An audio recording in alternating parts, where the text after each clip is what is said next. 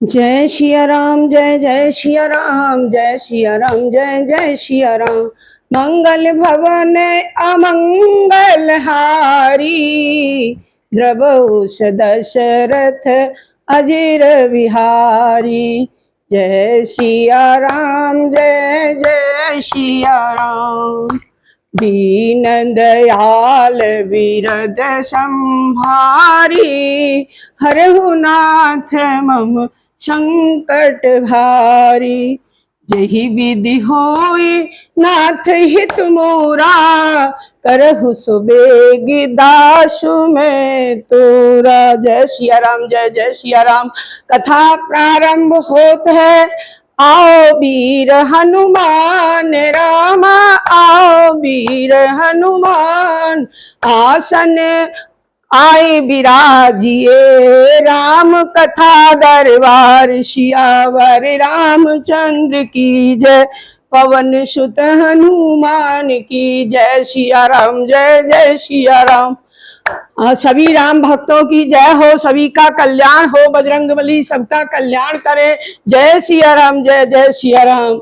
गजाननं भूतगणाधि सेवितं, कपित्थ जम्बू फलचारुभक्षणं, उमासुतं शोकविनाशकारकं, नमामि विघ्नेश्वर पाद पंकजं। जय गणेशाय नमः, ओम गणेशाय नमः। जय हो भगवान। कर्पूर गौरम करुणावतारम, संसार सारम भुजगेन्द्रहारम, सदा वसंतम हृदयारविंदे, भवम भवानी सहितम नमामि। जय माता पार्वती, जय श्री पार्वती की जय हो, जय हो। नीलांबुज श्यामल कोमलांगम, सीता समारोह पितुवाम भागम, पाणौ महासायक चारु चापम, नमामि रामं रघुवंशनाथम। जय सिया राम, जय जय। सभी देवी देवताओं की जय हो, सभी का राम कथा में आह्वान है। सभी गणेश जी रिद्धि सिद्धि के साथ आए, माँ सरस्वती आकर के विराजमान हो जाए, मेरी जिब्या पे बैठ जाए, सब अच्छा अच्छा बोलूं, अच्छा अच्छा पढ़ूं। माँ सरस्वती की मैं वंदना करती हूँ।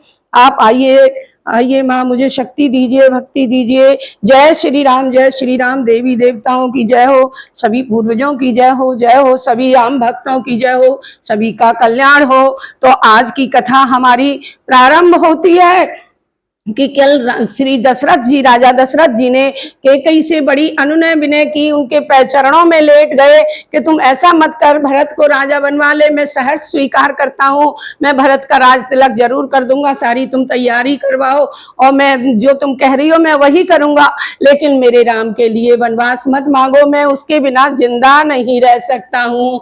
ऐसी हृदय विदारक भावना सुन पढ़ करके आंखें पानी देने लगती हैं कि ईश्वर ने कैसी दशा उनको दिखाई, कैसा समय उनके पास आया कि क्या से कहते समय कैसे बदल गया, क्या से क्या हो गया, क्या होने, दशरथ खुद भी नहीं समझ पाए क्या करने जा रहा था मैं, और ये सब क्या हो गया, अब मैं कैसे जीऊंगा, अब क्या होगा, हा राम हे रघुनाथ, ऐसे कह करके वो जमीन पर गिर पड़े। अब इसके आगे की कथा आपको हम सुनाते हैं। व्याकुल राव शिथिल सब गाता, करे नकुल पतरु मानहु निपाता, कंठ सुख मुख आपन भाचो, जहो पाठीन दीन बिनु पाता। पानी। राजा दशरथ व्याकुल हो गए और उनका सारा शरीर शिथिल हो गया, जानो मानो कि हथिनी ने कल्प वृक्ष को उखाड़कर गिरा दिया हो, और उनका कंठ ऐसे सूख गया कि मुख से उनके वाणी ही नहीं निकल पा रही थी, और मानो जल के बिना पहना नामक मछली जो है छटपटा रही हो। पुनि कह कटु कठोर कैकेयी, मनहु घाय महु मानहु देई, जो अंतहु अस करतहु रहेऊ, मांगो मांगो तुम केवल कहेऊ, कैकई फिर भी कड़वे और कठोर वचन बोली, मानो वह घाव में विष भर रही हो, और कहने लगी कि जो अंत में वही करना था, तो किस बल पर आपने मुझे मांग मांग मांग लो मांग लो मांग लो ऐसा कहकर क्यों मुझे प्रोत्साहित किया कि मांग लो, तुम कोई भी वर मांग लो, जब तुम्हें ऐसा ही करना था, देना ही नहीं था, तो मुझसे क्यों बार बार कह रहे थे। दुई कही दुई की हुई एक समय मुआला, हसब ठठई फुलावो गाला, दान कहाव अरु कृप नाई, होई की खेम कुशल रोताई। हे राजा, क्या ठहाका मारकर हंसना और गालों को भी फुलाना, ये दोनों विरोधी बातें एक साथ कैसे हो सकती है। दानी भी बनना चाहते हो और कंजूसी भी करना चाहते हो, सूरवीरता भी दिखाना चाहते हो, रोताई राजपूती भी पसंद करना चाहते हो, कुशल क्षेम भी अपनी चाहते हो, ऐसे कैसे हो सकता है। छाड़हूं बचन धीरज धरऊ, जने अवलाज म करना करहू, तनुतीय तनय धाम धनु धरनी, सत्य संग कहू तुम समवरणी। चाहो तो प्रतिज्ञा ही छोड़ दीजिए, क्यों ऐसी प्रतिज्ञा की, या धीरज धरिए, फिर या तो प्रतिज्ञा छोड़ दीजिए या फिर धीरज धर लीजिए, ऐसी के कई दशरथ जी को समझा रही है। अबला की तरह रोना पीटना तो मत कीजिए, क्या तुम औरत हो, ये तो अबला नारी ऐसा करती है। सत्य प्रतिज्ञ लोगों के लिए तो शरीर, स्त्री, पुत्र, धन और पृथ्वी सब तिनके के बराबर होती है, तो आप कैसे सत्यवादी हैं, कैसी सत्य प्रतिज्ञा है आपकी। ये हमारा पहला दुआ आ रहा है 34 नंबर का। मरम बचन सुन राऊ कहा, कहूं कछु दोषन तोर रामा, कहूं कछु दोषन तोर, के कई के ऐसे लागे तो पिशाच जिम, काल कहावत मोर सियावर रामचंद्र की जय, पवन सुत हनुमान की जय। जय सिया राम जय जय सिया राम, जय सिया राम जय जय सिया राम। ये 35वां दोहा से मैं यहाँ शुरुआत हो रही है, 5 दोहे ही रोज पढ़ती हूँ, आप मन लगा करके सुनिए। कैकेयी के ऐसे गर्भवेदी वचन सुनकर राजा ने कहा कि तू कुछ भी कह, इसमें तेरा कुछ भी दोष नहीं है, मेरा काल ही तुझे मानो पिशाच होकर लग गया है, जो तुमसे यह सब कहलवा रहा है, ये ईश्वर की ही मेरे काल की होनी है जो मेरे लिए ऐसा कहलवा रही है। मैं कम से कम 5 दोहे पढ़ती हूँ, लेकिन कभी कभी मेरा इंटरेस्ट थोड़ा और जानने को हो जाता है, तो 1-2 दोहा और भी हो जाता है। तो चाहत न भरत भूपति भोरे, विधि बस कुमति बसी जिय तोरे, सो सब मोर पाप परिणामू, भयउ कुठार जही विधि बामू। भरत भूल कर भी राजा होना नहीं चाहते थे, होनहार वश हुए, तेरे ही जी में कुबुद्धि छा गई है, ये भरत की इसमें कोई गलती नहीं है, वो राम भैया को छोड़कर कभी भी राजा नहीं बनेगा। यह सब मेरे पापों का ही परिणाम है, जो कुछ समय में विधाता ने तुम्हारी बुद्धि प्रतिकूल कर दी है, ये कुछ मेरे ही पाप कर्म हैं जो अभी उजागर तेरे द्वारा उजागर हो रहे हैं। सुबह ये तो सही बात भी है भी, क्योंकि राजा दशरथ को शाप लगा हुआ था श्रवण के मानने पे कि तुम अपने पुत्र वियोग में मरेंगे, तो वो जो होनी का जैसा कर्म प्रारब्ध होता है सब होकर के ही रहता है, चाहे जिस तरीके से हो। हमें बहुत बुरा लगता है, सभी मनुष्यों को बुरा लगता है, लेकिन होता वही है, जो प्रारब्ध होता है वो होकर के ही रहता है। ईश्वर की जो लीला है उसे कोई नहीं बदल सकता। सुबह सुबह सहित मेरे अवध सुहाई, सब गुण धाम राम प्रभुताई, करी हई भाई सकल सेवकाई, हो ही अति हूँ पुर राम बड़ाई। तुम्हारे द्वारा उजाड़ी गई यह सुंदर अयोध्या फिर भली भांति बने बसेगी और समस्त गुणों के स्थान श्री राम की प्रभुता भी हो जाएगी। सब भाई मिलकर उसकी सेवा करेंगे और तीनों लोकों में श्री राम जी की प्रशंसा होने लगेगी। ये मेरा भरोसा है, मुझे विश्वास है। लेकिन भगवान ने मेरे कर्मों का फल मुझे देने के लिए तुम्हारी बुद्धि फेर दी है।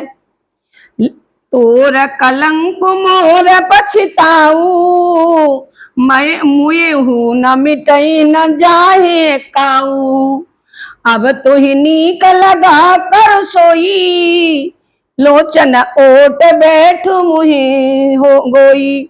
लेकिन तेरा कलंक और मेरा पछतावा तो मरने पर भी नहीं मिट पाएगा, यह कभी भी नहीं जाएगा। ये कलंक तो हमको तुमको लग ही जाएगा, तू मेरी बात माने या ना माने। अब तुझे जो अच्छा लगे वही कर, मेरी बात नहीं मानती है तो तेरा जो मन है सो कर। आंखों की ओट में मुंह छिपाकर बैठ गए दशरथ जी। मेरे सामने से हट जा कलमुही, मुझे अपना मुंह मत दिखाना।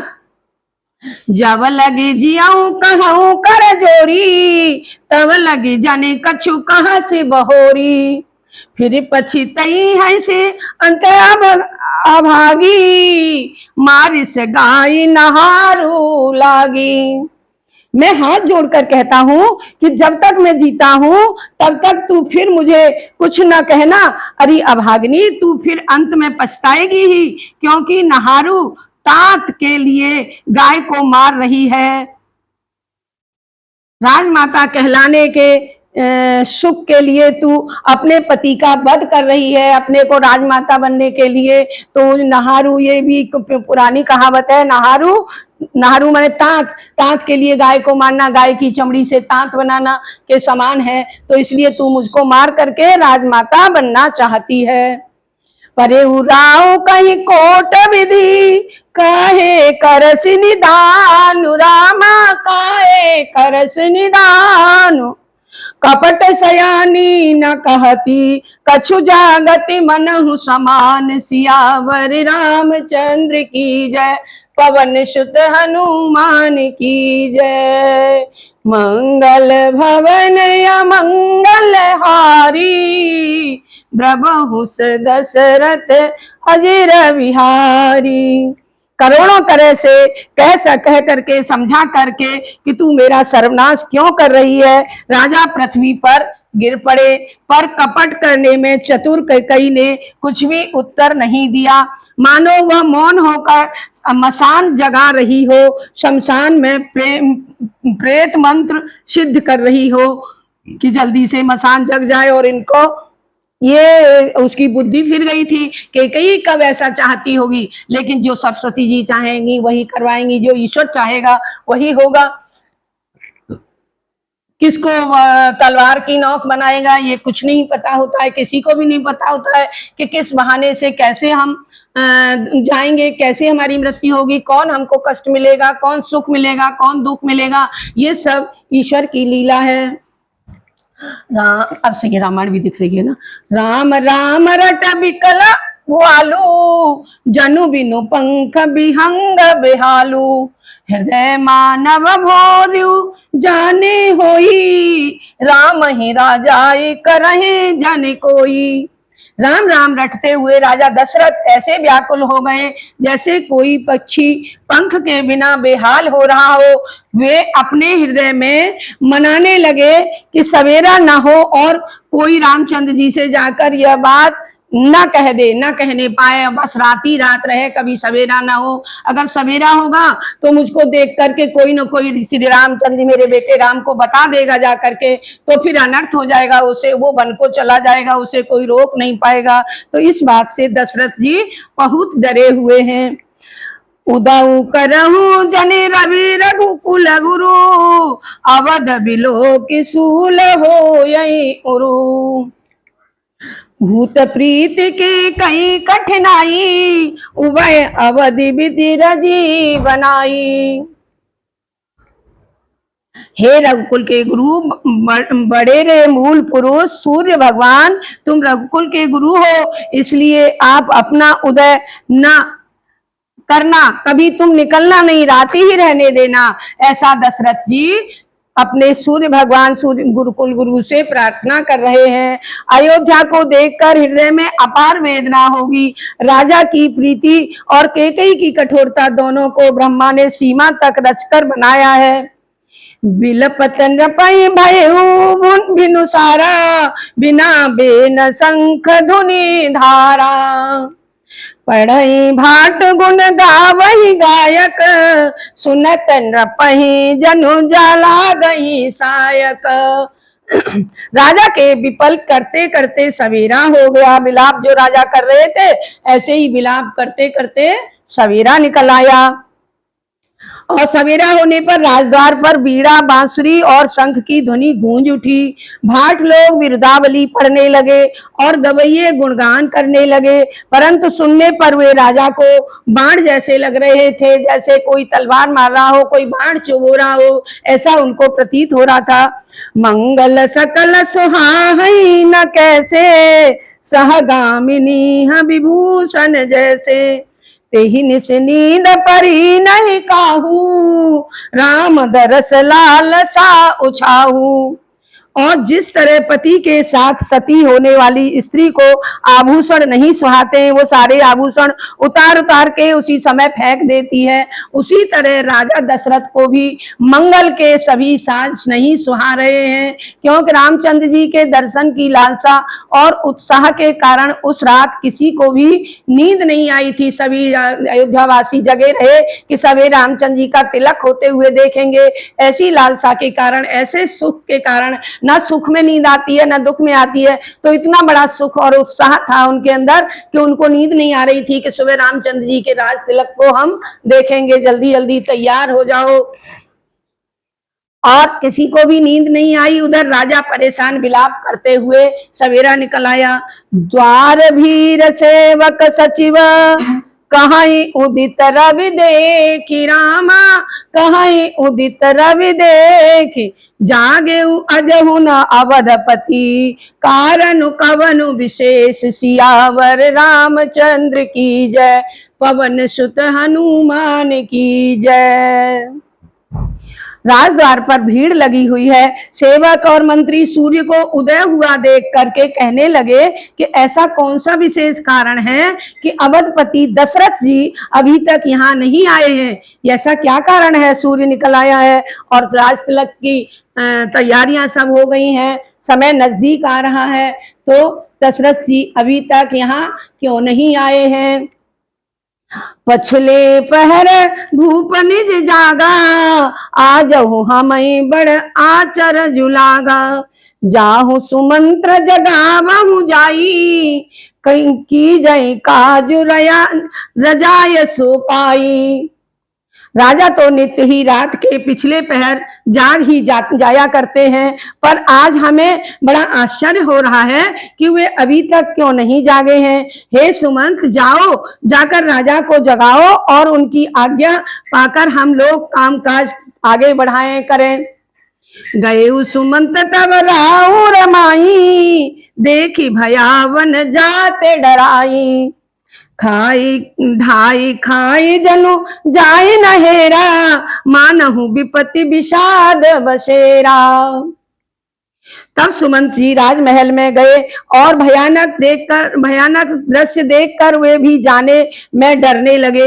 ऐसा लगता है कि मानो दौड़कर काट खाएगा क्या समय, उसकी ओर देखा तक नहीं जाता, मानो विपत्ति और विषाद का वहां डेरा जम गया हो। पूछे को न उतरु देई, गए जे ही भवन भूप कैकेयी। केहि जय जीव बैठ सिर नाई, देख भूप पगति गए सुखाई। तो पूछने पर भी किसी ने कुछ उत्तर नहीं दिया कि क्या बात है। तब वे उस महल में जा पहुंचे जहां राजा और कैकेयी थे। जय जीव कहकर सिर नवाकर वे बैठ गए और राजा की अवस्था देखकर तो सूख ही गए कि राजा को ये क्या हो गया, कैसे ऐसा हुआ। तो उनको भी अंदर से बहुत ही पीड़ा हुई और देखकर सूख ही गए। सोच बिकल विवरण मही परेऊ, मानहु कमल मूल परिहरेऊ। सचिव सभी सके नहीं पूछी, बोली अशुभ बरी शुभ छूची। उन्होंने देखा कि राजा सोच के मारे व्याकुल हैं, उनके चेहरे का रंग उड़ गया है और जमीन पर ऐसे पड़े हुए हैं मानो कमल जड़ से उखड़कर मुरझा गया हो। मारे डर के मंत्री कुछ पूछ भी नहीं सकते। तब अशुभ से भरी हुई और शुभ से छूछी खाली केकई बोली, परी न जाहे राजहि नीदन से, हे तु जान जगदीश रामा, हे तु जान जगदीश। राम राम रटे भोर किए, कहे न मरम महिष। सियावर रामचंद्र की जय, पवन सुत हनुमान की जय।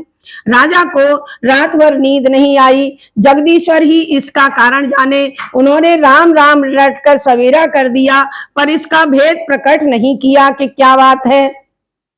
आनहु राम ही बेग बोलाई, समाचार तब पूछे आई। चले सुमंत राय रुख जानी, लखी कुचाल की न कछुरानी। तब रामचंद्र जी को जल्द बुला लाओ, ऐसा कहकर फिर आकर समाचार पूछना हमसे, तब बताएंगे।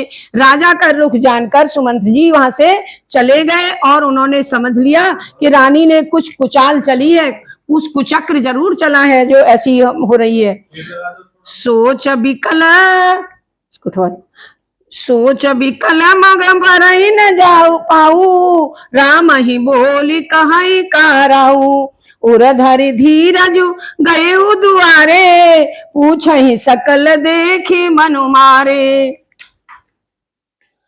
श्री रामचंद्र जी को बुलाकर राजा क्या कहेंगे, इसी सोच में व्याकुल सुमंत जी पांव रास्ते पर आगे ही नहीं बढ़ रहे हैं, बड़े चिंतित हो रहे हैं, बड़े व्याकुल हो रहे हैं। फिर हृदय में धैर्य धारण करके राजद्वार पर पहुंच गए। वहां उन्होंने उदास देखकर सब लोगों को पूछने लगे,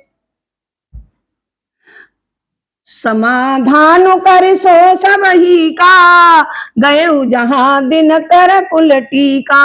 राम सुमत्र आवत देखा, आदर की न पिता समलेखा। उन सबों को समझा बुझाकर सुमंत जी वहां गए जहां सूर्य कुल के तिलक श्री रामचंद्र जी थे।